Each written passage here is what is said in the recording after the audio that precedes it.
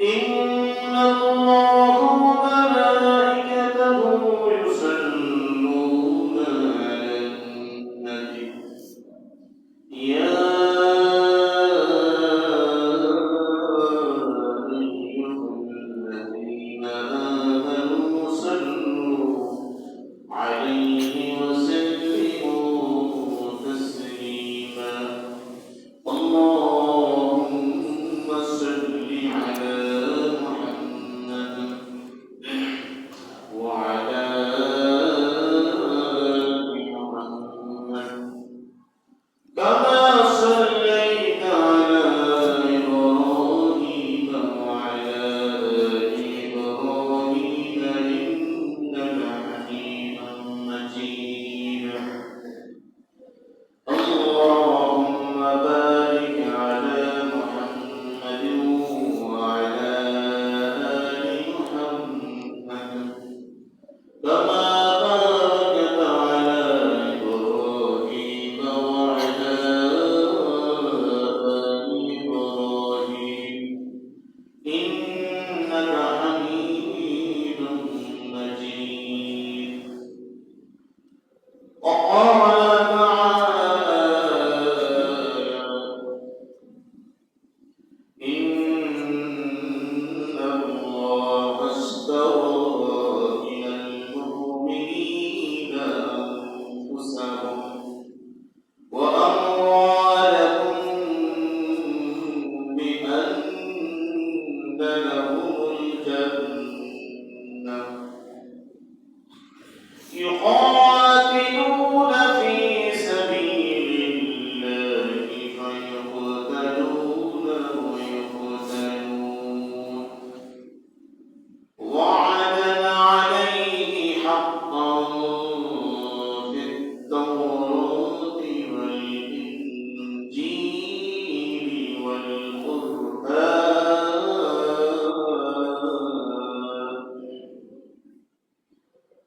ومن أوفى بعهده من الله فاستبشروا ببيعكم الذي بايعتم به وذلك هو الفوز العظيم وقال رسول الله صلى الله عليه وسلم إنما الأعمال بالنيات وإنما لامرئ ما نوى فمن كانت هجرته إلى دنيا يصيبها أو امرأة يتزوج بها وإنما لامرئ ما نوى فمن كانت هجرته إلى دنيا يصيبها إلى آخر الحديث أو كما قال عليه الصلاة والسلام মুআজ্জাজ মুহতারাম সম্মানিত উপস্থিতি মহান আল্লাহ রাব্বুল ইজ্জাত ওয়াল জালালের দরবারে লাখ কোটি শুকরিয়া জ্ঞাপন করছি মহান আল্লাহ রাব্বুল আলামিন আমাদেরকে অসংখ্য ফিতনা ফাসাদ থেকে ফারিগ করে দুনিয়াবি ঝামেলা থেকে মুক্ত করে মহান আল্লাহ তাআলা তার ঘরে আসার বসার তৌফিক দান করেছেন সেজন্য সেই মহান রব্বে কারীমের দরবারে কণ্ঠ উজাড় করে বলি আলহামদুলিল্লাহ আর একবার ইমানি আওয়াজ দিয়ে বলি আলহামদুলিল্লাহ আল্লাহ রাব্বুল ইজ্জাত ওয়াল জালাল আমাদেরকে অধিক পরিমাণ মুহাব্বত করেছেন ভালোবেসেছেন এই জন্যই আমরা আল্লাহ তাআলার ঘরে আসতে পেরেছি গত জুমাতে আমরা আলোচনা পেশ করেছিলাম যে সাহাবায়ে কেরাম ইসলামের জন্য ত্যাগ স্বীকার করেছেন ওই ত্যাগের বিনিময়ে আমরা ইসলাম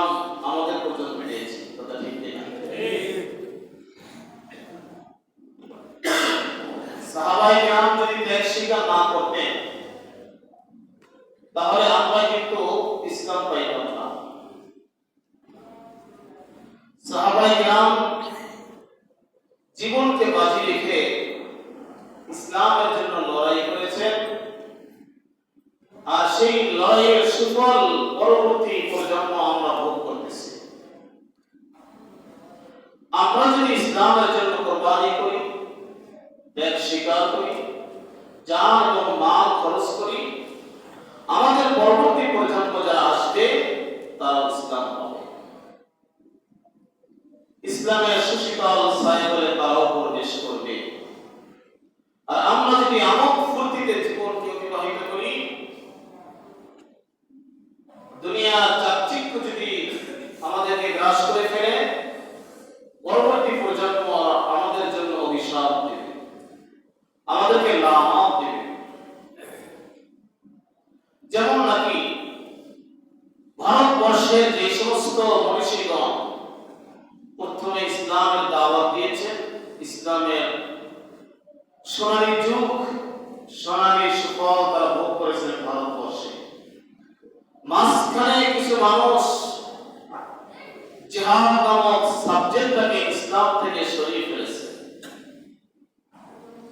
জিহাদ নামক অধ্যায়কে তারা সন্ত্রাস বলে আখ্যায়িত করেছে। এই জন্য ওই সমাজের মানুষগুলো যারা মুসলমানরা ছিল তারা ভোগ বিলাস ভালোই ছিল তারা, কিন্তু পরবর্তীতে এখন যারা ভারতে মুসলমান আছে, এই মুসলমানরাই ওই সমস্ত ব্যক্তিদের জন্য যারা নাকি জিহাদকে অভিশপ্ত করেছে, জিহাদকে নিষিদ্ধ করেছিল, জিহাদের অধ্যায়কে ইসলাম থেকে বাদ দিয়েছিল, তাদেরকে এখন অভিশাপ দিচ্ছে। কথা ঠিক না? কথা কি বুঝতে পারছেন আপনাদেরকে?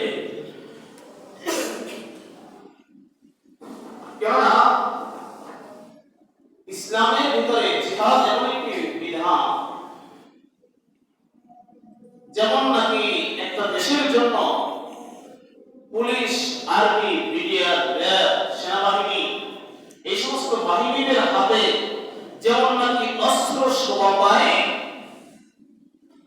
এই সমস্ত বাহিনীদের হাতে যত শক্তিশালী অস্ত্র থাকবে, এই দেশটা তত বেশি নিরাপদ থাকবে। কথা ঠিক কিনা? আর যদি পুলিশ, আর্মি, বিডিআর, র্যাব এরা যদি খালি হাতে দেশ পাহারা দেয়, আশেপাশে মানুষগুলো, দেশের মানুষগুলো, সন্ত্রাসগুলো বলবে যে কোনো টাইমে বাংলাদেশ দখল করে ফেলবো। কি কথা ঠিক কিনা? আর আর্মি, পুলিশ, বিডিআর, র্যাব এদের হাতে যদি শক্তিশালী অস্ত্র থাকে, আশেপাশে মানুষ চিন্তা করবে না, আক্রমণ করার আগে আমার নিজের স্তম্ভকে ঠিক রাখতে হবে, আমি নিজে লড়ে যাই কিনা এটা ঠিক রাখতে হবে। এজন্য দেশটাকে নিরাপত্তা রাখার জন্য আইন শৃঙ্খলা বাহিনীর হাতে যেমন নাকি অস্ত্র শোভা পায়, এদেশের প্রতিটি অসুস্থ মানুষকে সুস্থতা দেওয়ার জন্য হাসপাতাল, মেডিকেল, ক্লিনিকগুলোতে যেমন নাকি অস্ত্র পাচার হয়,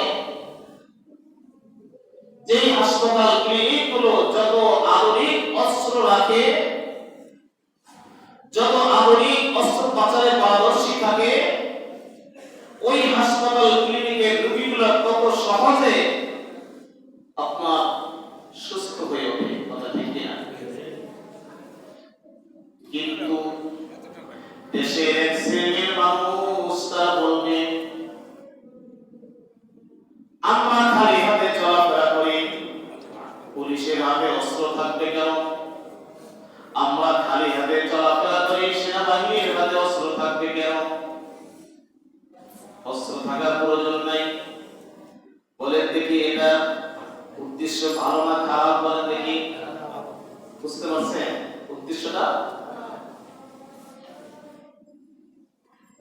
কেননা পুলিশের হাতে অস্ত্র, আর রাস্তার বিভিন্ন মোড়ে মোড়ে বিভিন্ন সন্ত্রাসী চাঁদাবাজরা দাঁড়িয়ে অস্ত্র ধরে চাঁদা আদায় করে তাদের অস্ত্র, দুইটার ভিতরে আসমান এবং জমিন ব্যবধান রয়েছে। কেননা রাস্তার পাশে দাঁড়িয়ে যে চাঁদাবাজি করে সেই সন্ত্রাস সেই মানুষটা সুস্থ মানুষকে অসুস্থ বানায়। কি কথা ঠিক না? আর আইন শৃঙ্খলা বাহিনীর হাতে যে অস্ত্র থাকে, এই অস্ত্র দিয়ে বিপদে সংবিপদ সংকট মুহূর্তে সন্ত্রাসীদেরকে দমন করে সাধারণ মানুষদেরকে নিরাপত্তা দান করে। দুজনের পার্থক্য, তারা অসুস্থদেরকে সুস্থ করে, আর সন্ত্রাসীদের হাতে যে অস্ত্র, এই অস্ত্র দিয়ে তারা সুস্থ মানুষকে অসুস্থ বানায়। পার্থক্য বুঝতে পারছেন? হাসপাতাল ক্লিনিক গুলোতে অস্ত্র থাকে, তাদের অস্ত্র দিয়ে অসুস্থ মানুষগুলোকে চিকিৎসা করে, অস্ত্রোপচার করে তারা সুস্থ বানায়। অপারেশন করে, তারা অপারেশন করে একটা অসুস্থ মানুষকে সুস্থ করে। এটা ডাক্তারের হাতে যে অস্ত্র, সে অস্ত্র কাজ করে এটা। কিন্তু সন্ত্রাসী যে, তার হাতে যে অস্ত্র, আইনের বাহিরে যে অস্ত্র নিয়ে চলাফেরা করে, সে একটা সুস্থ মানুষ রাস্তা দিয়ে হেঁটে যায়, তার পেটের উপরে আঘাত করে, সুস্থ মানুষকে অসুস্থ বানায়। এখন আপনি যদি সকল অস্ত্র সমান দেখেন, তাহলে ভাবতে হবে আপনার উদ্দেশ্যটা খারাপ। ঠিক তদ্রুপ ভাবে ভারতবর্ষে মুসলমানদের হাত থেকে ক্ষমতা নিয়েছে হিন্দুত্ববাদীরা। তৎকালীন যুগে কিছু মুসলমান তাদের খানকাকে রক্ষা করার জন্য, তাদের পোস্ট পজিশনকে রক্ষা করার জন্য তারা ইসলামের ভিতরে জিহাদটাকে বাদ দিয়েছিল।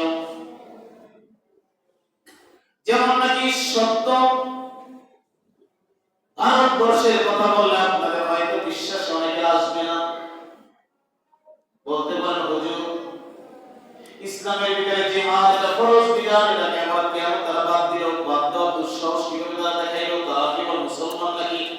কি বলেন, প্রশ্ন করতে পারে না?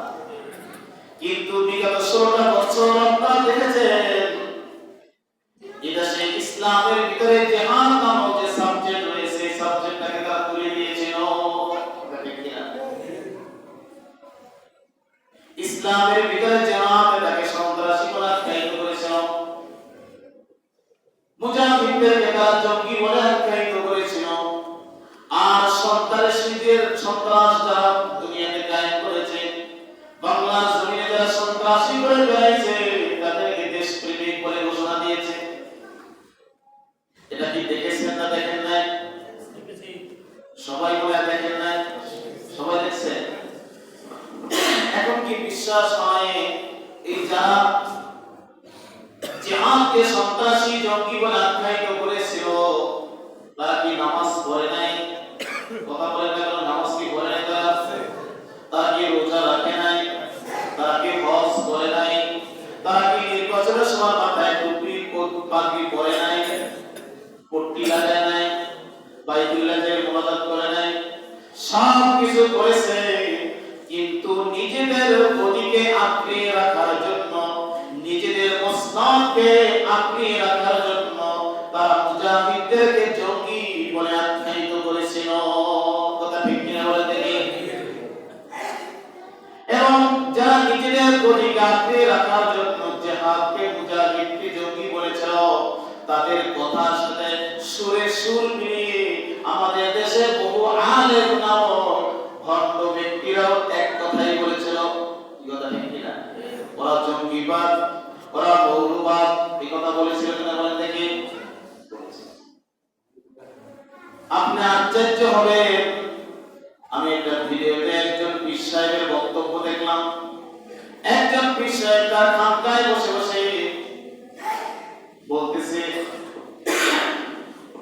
বিগত জমানায় বলতেছে, একজন পীর সাহেব বলতেছে, যেই দেশে জামাতে ইসলামী মতন কোন দল থাকে, সে দেশে ইসলামের ক্ষতিকারক কোন দুশমন লাগে না। বলেন নাউজুবিল্লাহ। কি বলতেছে? যেই দেশে জামাতে ইসলামী মতন কোন ইসলামী লেবাসধারী দল থাকবে, সেই দেশে ইসলামের শত্রু শত্রুর কোনো প্রয়োজন হয় না। কি বুঝলেন? অথচ সরাসরি চোখে দেখা যায় যে দেশের জন্য, ইসলামের জন্য, ফেসিবাদীর জন্য, সন্ত্রাস দমনের জন্য, এই জমিনে ইসলামকে প্রতিষ্ঠিত করার জন্য, কোরআনী হুকুমতকে কায়েম করার জন্য এই দেশে জামাত ইসলামী বাংলাদেশ তারা যতটুকু বিসর্জন দিয়েছে, তারা যতটুকু ত্যাগ স্বীকার করেছে, তারা যতটুকু জান এবং মাল খরচ করেছে, তাদের ভিতরে যত নেতা ফাঁসির কাছে ঝুলেছে, এই দেশে কোন পীর সাহেব বলেন ও মুক্ত কোন দল, হুজুর, মাওলানা, মুফতি, ইসলামিক দল তার কাছাকাছিও তারা একবার ত্যাগ স্বীকার করে নাই। কথা ঠিক কিনা? তারা জঙ্গি। তারা কি? সবচেয়ে বেশি নির্যাতিত হয়েছে জামাত ইসলাম, সবচেয়ে বেশি জান কোরবানি করেছে জামাত ইসলাম, সবচেয়ে বেশি মাল খরচ করেছে জামাত ইসলাম, সবচেয়ে বেশি জিহাদের তামান্না নিয়ে রাজ ময়দানে লড়াই করেছে জামাত ইসলাম। তারা জঙ্গি। তারা কি? মৌলবাদী জঙ্গি। এই আখ্যায়িত হয়েছে কিনা বলেন দেখি। এদেরকে দেশ থেকে নিষিদ্ধ করা হয়েছে।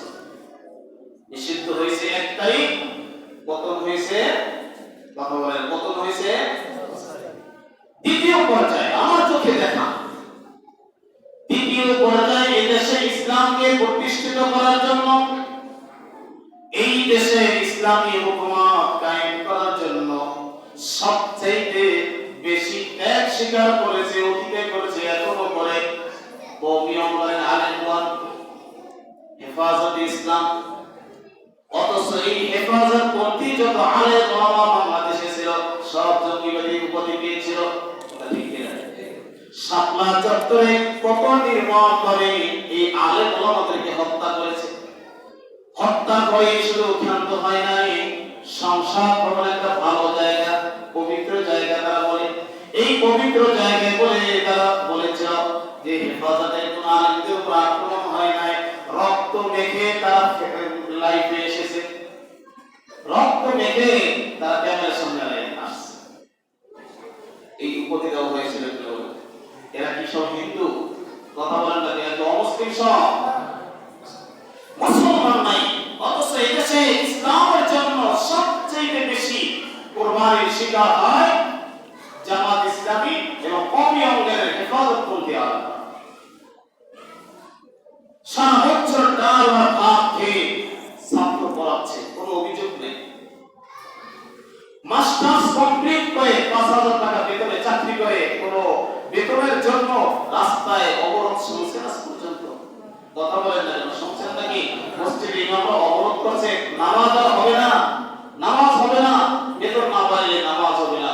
বাংলাদেশে একটাই শুধু গ্রুপ আছে যারা বেতনের জন্য কোনো আন্দোলন আজ পর্যন্ত করে। কোনো অবরোধ করে আমাদের বেতন বাড়ান, বেতন বাড়ান, বেতন বাড়ান, না হয় নামাজ বাদ দেবো, নামাজ বাদ দেবো, ইমামতি বাদ দেবো, এই স্লোগান আজ পর্যন্ত শুনছেন? অথচ এই ইমামদেরকে মৌলবাদী আখ্যায়িত করা হয়েছে। এখন কি বুঝে আসছে যে ইসলামের ভিতরে জিহাদ নামক অধ্যায়কে এক শ্রেণীর মানুষ বাতিল বলে গণ্য করতে চায়। আর ইসলামের ভিতরে জিহাদ যদি বাদ দেন,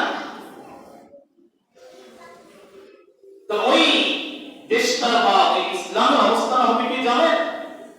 ইসলামের অবস্থা হবে যে দেশে লাখ লাখ সৈন্যবাহিনী আছে, কারো হাতে কোনো অস্ত্র নেই। ওই দেশটা যেমন নাকি ঝুঁকিপূর্ণ, যেই দেশে ইসলামের ভিতরে জিহাদকে বাতিল বলে ঘোষণা করে, ওই দেশে ইসলামটা কত বেশি ঝুঁকিপূর্ণ। জিহাদ ফরজ। জিহাদ কি বলেন? এখন জিহাদ আমরা আমাদেরকে ইতিপূর্বে বোঝানো হয়েছে, কোরআন হাদিসে কোনো লড়াইয়ের কোনো কথা, কোনো আয়াত, কোনো হাদিস তিনি তারা বলতে জঙ্গিবাদী। তো এখানে জঙ্গিবাদী বই পাওয়া আছে। আচ্ছা, বইয়ে দেখা যায় কি সেই জঙ্গিবাদী বইয়ের ভিতরে কোরআনের আয়াত আছে। কি আয়াত আছে? আল্লাহ তাআলা বলেন, ওয়া মা লাকুম লা তুকাতিলুনা ফি সাবিলিল্লাহ ওয়াল মুস্তাদআফিনা মিনার রিজালি ওয়ান নিসা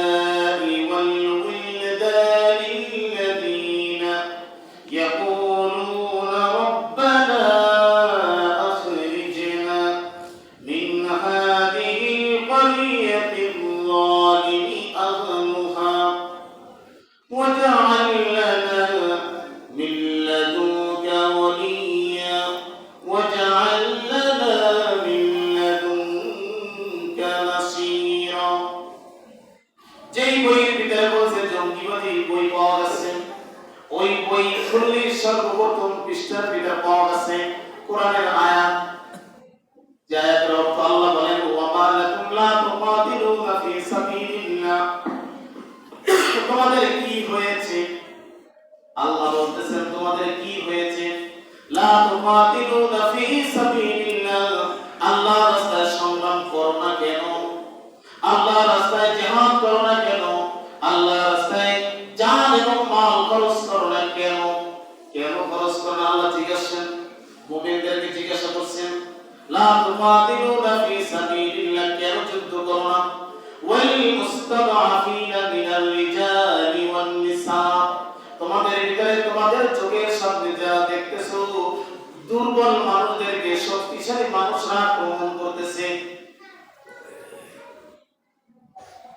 ক্ষমতা যার আছে তাকে আক্রমণ করতেছে, যার কাছে ক্ষমতা নাই। ধনীরা গরিবদের উপরে আক্রমণ করতেছে, ক্ষমতাশীলরা বিরোধীদের উপর আক্রমণ করতেছে। তোমরা দেখতেছো না? ওয়াল মুস্তাদআফিনা মিনার রিজালি ওয়ান নিসা, দুর্বল মহিলা এবং দুর্বল পুরুষরা আক্রান্ত হচ্ছে। ওয়াল বুলদানিল্লাযীনা ইয়াকুলুনা রাব্বানা আখরিজনা, তোমাদের চোখের সামনে তোমরা কি দেখো না ছোট ছোট শিশুরা তোমাদেরকে বলছে, ছোট ছোট শিশুরা আল্লাহর কাছে ফরিয়াদ করতেছে, রব্বানা আখরিজনা মিন হাযিহিল ক্বরিয়াতিদ যালিমি আহলুহা, আল্লাহ এই গ্রাম থেকে আমাদেরকে বের করে দাও, অত্যাচার সহ্য করতে পারি না, আমাদেরকে বের করে দাও। অথবা আয়াতের অর্থ হচ্ছে, আল্লাহ এই জন্মভূমি আমার, এই জন্মভূমি থেকে কাফের মুশরিকরা জালেম আমাদেরকে বের করে দিচ্ছে, আমাদের ভূখণ্ড আমাদেরকে বের করে দিচ্ছে। আর মুসলমানদেরকে বের করে দেয় না, কথা বলেন না, দেখতেছে কিনা? ফিলিস্তিনের মুসলমানদেরকে ফিলিস্তিনের ভূখণ্ড থেকে বের করে দেয় না। ইসরায়েল নামক কোন দেশ পৃথিবীতে ছিল না। যেমন নাকি বাংলাদেশের রোহিঙ্গা নামে বাংলাদেশে কোন দেশ আছে নাকি? বলেন দেখি, কথা বলেন না, আছে নাকি?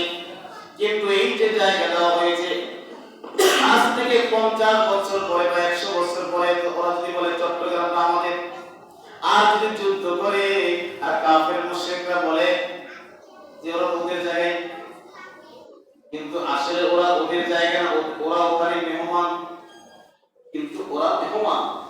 এখন মেহমানরা গিয়ে বসেছে আর মালিক বাড়িওয়ালার সাথে লড়াই করছে, কথা ঠিক কিনা?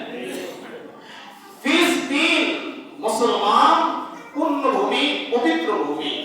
এই পবিত্র ভূমিতে তারা সহনশীল, মুসলমান সহনশীল, ভালোবাসায় বিশ্বাসী তারা।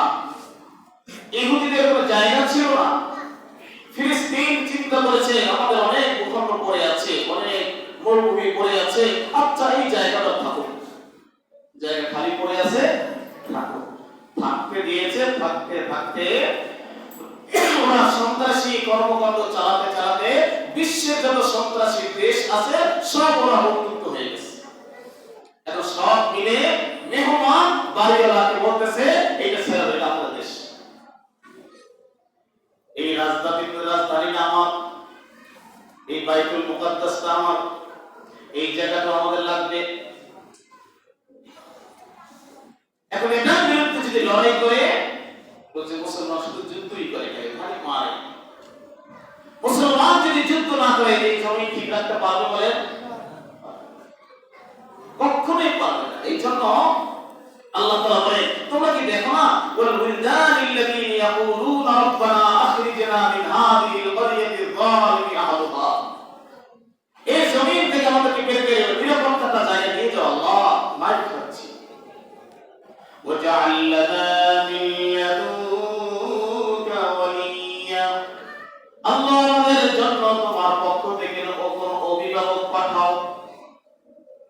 বলেন যারা যুদ্ধে আক্রান্ত, নির্যাতনে শিকার যারা, তারা প্রত্যেক দিন নামাজ পড়ে এই কথা বলে কিনা যে আল্লাহ ওয়াজআল লানা মিন লাদুনকা ওয়ালিয়্যা, আল্লাহ আমাদের জন্য তোমার পক্ষ থেকে কোনো অভিভাবক পাঠাও। তারা প্রত্যেকে দোয়া করতে থাকে। আল্লাহ মুমিনদেরকে বলছে তোমরা কি শোনো না? তাদের আপত্তি বিরতির আওয়াজ তোমার কানে কি পৌঁছে না? ওয়াজআল লানা মিন লাদুনকা নাসীরা, তাহলে আল্লাহ তোমার পক্ষ থেকে আমাদেরকে সাহায্য পাঠাও। তাহলে তুমি যুদ্ধ করবা না, তুমি বলবা সন্ত্রাস, তুমি বলবা জঙ্গি। যদি ইসলামের ভিতরে জিহাদ না থাকে, ইসলাম নিরাপত্তা নয়। কোন একদিন ইসলাম বিলীন হয়ে যাবে। ইসলাম থাকবে কোথায় জানেন? খানকায় থাকবে। কোথায় থাকবে? গত জুমাতে আমি বলেছিলাম, হয়তো অনেকে জানেন না, আবার বলতেছি, তাবলীগ জামাত দুইটা ভাগ হয়ে গেছে, মারামারি কাটাকাটি পর্যন্ত হয়ে গেছে। এই কথা ঠিক না? আমরা শুধু দেখি যে তাবলীগ জামাত দুইটা ভাগ হয়ে গেছে, হুজুররা মারামারি করে। এখানে হুজুররা মারামারি করে না, বরঞ্চ মুমিন আর মুনাফিক মারামারি করে। মুমিন এবং মুনাফিক মারামারি করে, মুমিন এবং মুনাফিকরা লড়াই করে। তাবলীগের ভিতরে দুইটা গ্রুপ হয়ে গেছে। বহু বছর পর্যন্ত তাদের ভিতরে মতবিরোধ মতনৈক্য ছিল, অনেকগুলো বিষয়ে মতবিরোধ ছিল। তার ভিতরে সবচেয়ে বড় মতবিরোধ যেটা ছিল, যেটা নিয়ে মূল দাঙ্গা শুরু হয়েছে, সেটা হলো আমরা রাজনীতির তাবলীগের ভিতরে কোনো রাজনীতি চাই না। মূল পয়েন্ট কোন জায়গা থেকে শুরু হয়েছে? আমরা তাবলীগ করতে চাই কিন্তু কোনো রাজনীতি করতে চাই না। আমরা তাবলীগ করতে চাই, কোনো মিছিল মিটিং করতে চাই না। আমরা তাবলীগ করতে চাই, রাজা বাদশাহের বিরুদ্ধে কোনো কথা বলতে চাই না। আমরা তাবলীগ করতে চাই কিন্তু ক্ষমতার মস্তক আমরা চাই না। এই ওয়াজ দীর্ঘদিন শুনছেন কিনা বলেন দেখি? কথা বলেন না, শুনছেন কিনা? তাবলীগে যারা সময় লাগাইছেন শুনছেন কিনা? কিন্তু এই তাবলীগের ভিতরে যারা আলেম ওলামা রয়েছে, যারা সচেতন মুসল্লি রয়েছে, তারা বলে না, তাবলীগ ওইটাই করতে হবে। ফামা বাল্লাগতা রিসালাতা, আল্লাহর পক্ষ থেকে নবীর কাছে যে রিসালাত এসেছে, ওই রিসালাতের তাবলীগ করতে হবে। ইয়া আইয়ুহার রাসূল, ও রাসূল, বাল্লিগ মা উনজিলা ইলাইক, আপনি তাবলীগ করেন, মানুষের কাছে প্রচার প্রসার করে দেন। মা উনজিলা ইলাইক, মা উনজিলা ইলাইক, আল্লাহর পক্ষ থেকে আপনার কাছে যে বিধিবিধান নাযিল হয়েছে, ওই বিধিবিধানগুলোর তাবলীগ আপনি করেন। এবার বলেন দেখি, আল্লাহ যে বলেছেন ওগো নবীজি আপনি তাবলীগ করেন, আমি যেটা আপনার কাছে নাযিল করেছি, নাযিল কি করেছেন? কথা বলেন, আল্লাহ কি নাযিল করেছেন? আল্লাহ কি নাযিল করেছেন নবীর উপরে? তো সবাই বুঝতেছেন না? আল্লাহ বলেছেন তাবলীগ করো, আমি যেটা তোমার উপরে নাযিল করেছি। আর আল্লাহ তাআলা নাযিল করেছেন একটা কিতাব। কয়টা কিতাব? ওই এক কিতাবের ভিতরে আল্লাহ তাআলা বলেন বিবিয়ানাল লিকুল্লি শাই, সকল বিষয়বস্তু আমি এই কিতাবে নাযিল করেছি। যেমন আগে আপনি মাদ্রাসায় ভর্তি হয়েছেন বা স্কুলে ভর্তি হয়েছেন, আপনার ক্লাসের ভিতরে 10টা সাবজেক্ট আছে, 10টা সাবজেক্টের ভিতরে 33 করে পাস করলে আপনি পাস, উপরে ক্লাসে উঠতে পারবেন। বার্ষিক পরীক্ষায় 10টা সাবজেক্টের ভিতরে 9টা সাবজেক্টে আপনি ক্লাস পেয়েছেন 99, 99 সব 99। একটা সাবজেক্টে মাত্র 15 পেয়েছেন। পরীক্ষা নিয়ন্ত্রক বলেছে 15 পেলে শেষ ফেল, কমস কম 33 নাম্বার তাকে পেতে হবে সকল সাবজেক্টে। এবার বলেন ওই যে 10টা সাবজেক্টের ভিতরে 9টা সাবজেক্টে আপনি 99 করে পেয়েছেন, একটা সাবজেক্টে মাত্র 15 পেয়েছেন, আপনি কি উপরে ক্লাসে উঠতে পারবেন? আপনি কি পাস করবেন না ফেল করবেন? কথা বুঝেন না? আপনি কি পাস না ফেল? আপনি ফেল। কেউ আপনাকে বলবে না আপনি 9টা সাবজেক্টে ভালো করেছেন, একটাই পাস, শুধু ফেল করেছেন, এটা কেউ বলবে না। আপনি এভারেজ ফেল। আপনি কি? এই দেশে আলেম ওলামা যারা আছে, হেফাজত পন্থী যারা আলেম আছে, কওমি অঙ্গনে আলেম যারা আছে, তারপরে তাবলীগ করতে হবে কোরআন দিয়ে। এই কোরআনের ভিতরে যতগুলো সাবজেক্ট আছে, সমস্ত সাবজেক্টগুলোকে আপনার আমল করতে হবে। কোরআনে যতগুলো সাবজেক্ট আছে, সমস্ত সাবজেক্টের প্রতি আপনাকে সতর্ক থাকতে হবে। কাল কিয়ামতের ময়দানে আল্লাহ যদি আপনাকে সকল সাবজেক্ট সম্পর্কে জিজ্ঞাসা করে, আপনাকে পাস করতে হবে। আপনি ফরজ নামাজ পড়লেন সুন্নাত বলেন, নফল বলেন, মুস্তাহাব বলেন, আওয়ামির বলেন, সব বলেন 99টা 100 তে 100 পেয়েছেন। হজ করেছেন 100 তে 100 পেয়েছেন। যাকাত দিয়েছেন 100 তে 100 পেয়েছেন। পর্দা মেইনটেইন করে চলেছেন 100 তে 100 পেয়েছেন। কিন্তু পিঠ বাঁচানোর জন্য, মাইক থেকে এড়ানোর জন্য আপনি জিহাদ করেন নাই।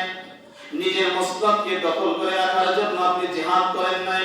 বলেন দেখি, জিহাদটা এটা তো আপনার আমার জন্য ফরজ। এখন এই জিহাদের সাবজেক্টের ভিতরে আপনি কি পাস না ফেল? কথা বলেন না, আপনি পাস না ফেল? কাল কিয়ামতের ময়দানে আল্লাহ যখন জিজ্ঞাসা করবে জিহাদ সম্পর্কে তোমার কি ছিল, তখন আপনি যদি বলেন জিহাদ বুঝি না, দেশে কিছু জঙ্গি ছিল, দেশে কিছু মৌলবাদী ছিল, আপনি পাস করবেন না ফেল করবেন? এই জন্য তাবলীগের ভিতরে দুইটা ভাগ হয়েছে মূল সূচনায় জিহাদ নিয়ে। হেফাজতপন্থী আলেম বাবা, জুবায়েরপন্থী আলেম বাবা, বাংলাদেশে আলেম বাবা, তারপরে এই তাবলীগের ভিতরে জিহাদ থাকতে হবে, বাতিলের বিরুদ্ধে কথা বলতে হবে, আবার মসজিদে এসে দাওয়াতি কাজ করতে হবে। যে নরম মানুষ তার সাথে নরম দাওয়াত দিতে হবে। যে শক্ত মানুষ ইসলামের ক্ষতি করে তাকে শক্তভাবে দমন করতে হবে। কথা কি বুঝতে পারছেন? যে কোরআনের বিরুদ্ধে মসনদ বসে দখল করে, কোরআনের বিরুদ্ধে আইন পাস করে, সে যেমন তার কাছে ওইভাবে লাঠি নিয়ে যেতে হবে, এটাই ফরজ। আর ইন্ডিয়ান যারা আমির রয়েছে, সাহাবপন্থী যারা রয়েছে, তাহলে ভাই তাবলীগের ভিতরে রাজনীতি চলে না। অথচ গোটা বিশ্ব নবী নবুয়তী জীবনটাই ছিল রাজনীতি। নবীজির গোটা নবুয়তী জীবনটা কি ছিল? রাজনীতি ছিল। নবীর জিহাদের কোনো প্রয়োজন ছিল না। নবী যুদ্ধ করবে এটার কোনো প্রয়োজন ছিল না। অথচ অসংখ্য যুদ্ধ নবী নিজে পরিচালনা করেছেন। তাহলে আপনি যুদ্ধ পরিচালনা করবেন, এই ক্ষেত্রে আপনি আগাবেন না। অথচ বিগত 100 বছরের ভিতরে যত জালেম শাসকরা এসেছে, ইসলামের ঘোর শত্রুরা ইসলামের বিপক্ষে কথা বলেছে, বড় ঘটনা নাস্তিকবাদীরা নবীর চরিত্র নিয়ে কথা বলেছে, কখনো কোনো রাজ ময়দানে, কোনো রাস্তাঘাটে মিছিল মিটিং তাবলীগের পক্ষ থেকে দেখেছেন আপনারা? কথা বলেন, তো দেখেছেন নাকি? দেখেন নাই। কিন্তু যখনই নিজেদের ভিতরে আমির নিয়ে টানাটানি হয়েছে, তখনই লাশ রাস্তায় পড়ে গেছে। যেভাবে খুশি আমরা ওইভাবেই আমাদের আমিরকে নিয়ে আসবো। তার মানে এই তাবলীগ এটা আমিরের তাবলীগ, এটা আল্লাহর কোনো তাবলীগ না। কথা স্পষ্ট বুঝতে পারছেন? আমিরের জন্য লড়াই করি, আমার নেতার জন্য আমি লড়াই করি, আল্লাহর জন্য আমি লড়াই করি না। আল্লাহর জন্য যদি আমি লড়াই করতাম, বিগত বহু নাস্তিকের বিরুদ্ধে বাংলাদেশে মিছিল মিটিং হয়েছে, সেখানে আমি থাকতাম। কিন্তু আমার আমিরকে অপমান করা হয়েছে, কাজে আমিরকে রক্ষা করার জন্য, আমিরকে বাংলাদেশে আসার জন্য আমাকে যেভাবে হোক জান মাল সব শেষ করে, একদম জীবন শেষ করে, মাইরে একদম সব শেষ করতে হবে আমাকে। এই যুদ্ধ শুরু হয়ে গেছে। জিহাদ করতে বলেছে। এখন কি করে? জিহাদের আয়াত লাগাই দেয়। এখন নিজেদের মসনদ দখল করার জন্য জিহাদ করলে জিহাদ হয়? কথা বলে না, জিহাদ হয় নাকি? জিহাদ হয় না। এই জন্য যত সমস্যা আমাদের দেশে, কোন খানদার থেকে আজ পর্যন্ত করে জিহাদের আওয়াজ শুনবেন না। শুনছেন নাকি কেউ? কোন বিশ্বাসের মুখ থেকে কোন জিহাদের আওয়াজ শুনছেন আজ পর্যন্ত? কোন আওয়াজ শোনেন না। পীরপন্থী যত বক্তা আছে, ওয়াজ করে, লক্ষ লক্ষ টাকা তার হাদিয়া দিতে হয় তাকে, লক্ষ লক্ষ জনতা তার সামনে বসে থাকে। আজ পর্যন্ত ওই বক্তার জবান থেকে কোন জিহাদের কোন ওয়াজ আপনি শোনেন নাই। কারণটা কি? তার চিন্তা চেতনা হলো, আমার খানকা যদি ঠিক থাকে ইসলাম ঠিক থাকবে, আমার খানকা যদি ওলট পালট হয়ে যায় ইসলাম ওলট পালট হয়ে যাবে। কথা বুঝতে পারছেন? খানকা টিকিয়ে রাখার জন্য তারা জিহাদ ফরজ মনে করে। খানকা যদি ঠিক থাকে জিহাদ বাতিল বলে মনে করে, জিহাদটাকে তারা জঙ্গিবাদী মনে করে। সুতরাং প্রিয় বন্ধুরা আমার, জিহাদ কারো বাপের ভিটা ভিটা রক্ষা করার জন্য বা কারো খানকা রক্ষা করার জন্য জিহাদ নয়। জিহাদ হবে কার জন্য? কথা বলে, জিহাদ হবে কার জন্য? আল্লাহর জন্য। সমস্যা হলো আসল মানুষকে নকল বলি, নকল মানুষকে আসল বলি আমরা। এদেশের সত্যিকার অর্থে জিহাদের চর্চা যারা করে, জিহাদি তামান্না নিয়ে যারা চলাফেরা করে, তাদেরকে বিগত জমানায় আমরা জঙ্গি বলে, মৌলবাদী বলে আমরা আখ্যায়িত করেছি। আর যারা দেশ বিরোধী, যারা মানবতা বিরোধী, যারা তাদেরকে আমরা মুক্তিযুদ্ধের সনদ দিয়েছি। আল্লাহ তাআলা এই জাতিকে হেফাজত করুন, আমিন। ওয়া আখিরু দাওয়ানা আলহামদুলিল্লাহি রাব্বিল আলামিন।